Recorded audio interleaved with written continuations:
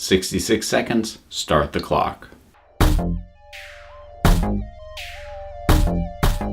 The Mummy on the Orient Express. Alright guys, low tech in it tonight. I've had another long weekend. I don't have the energy to do the green screen. And this one, I don't know what my expectations were going into it, but they were kind of like, it felt like filler going in just based on title alone. Well, it's not. It's good, solid stuff. Now, when I say it's not filler, don't think that it's pushing, the big overarching story of the season. No, it's not really, because as Moffat had made clear in some earlier comments, he meant that this isn't a continuous story series. We had some of those with Matt Smith. This isn't really what this is. This is a bit more akin to the first few years when we had Eccleston, or the first couple with David Tennant, where we're getting hints of something that'll factor into the finales, but for the most part, it's self-contained episodes. Now, that's true, but there is a through line going on for the characters. And with the relationship of the Doctor and Clara, they are going through steps and going through a journey. So there actually is a continuous story going on. It's just not the type that we're used to seeing.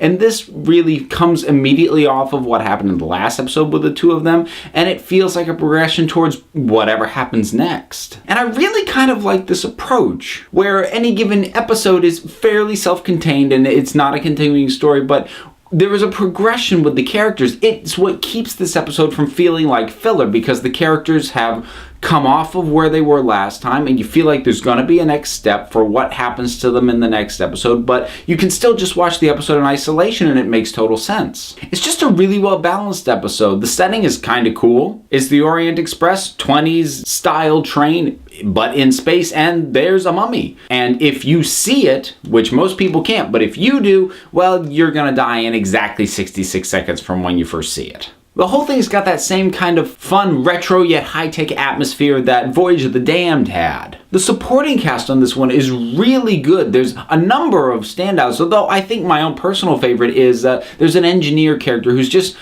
this subtle, unassuming gem of a character. Just the way he sort of takes on what's going on and just his interactions with the Doctor. He's very simple, he's very low-key, but he's enjoyable as heck just to have around. And he's not the only one. We get a number of really nice characterizations that feel well-rounded. You feel the effort and the thought that the performers put into their characters and into their backstory, and really gave a very full-bodied performance, even for characters who, in some cases, only get a couple of minutes of screen time. It's the sort of feel you get when you watch a really good stage play. There was just a lot of thought and care put into this episode. And you feel that. You feel that in the writing, you feel that in the setting, you feel that in the performance. I'm going to stick with what I said last time about the Doctor and Clara. I like where they are right now, but again, not necessarily in a I hope she never leaves the TARDIS kind of way, which is what I felt with characters like Donna, but in more of a we're coming to a good conclusion for her. I just kind of feel that, which honestly would be a nice change of pace. It seems like almost every companion we've had has some sort of tragic end to their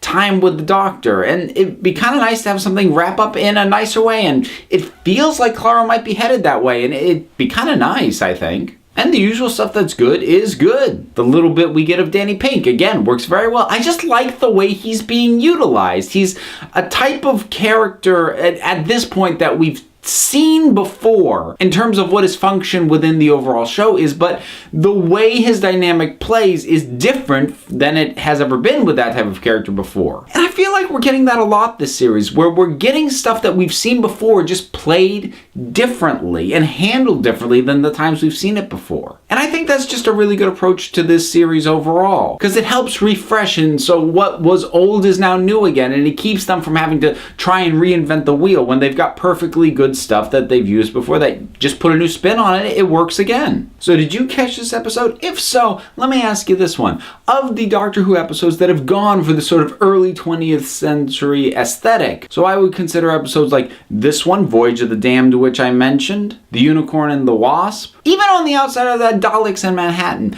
Out of those sorts of episodes with that sort of time feel to them, which one's your own personal favorite? Whatever it is, drop something down in the comments. Let's talk about it. Until next time, this council is adjourned.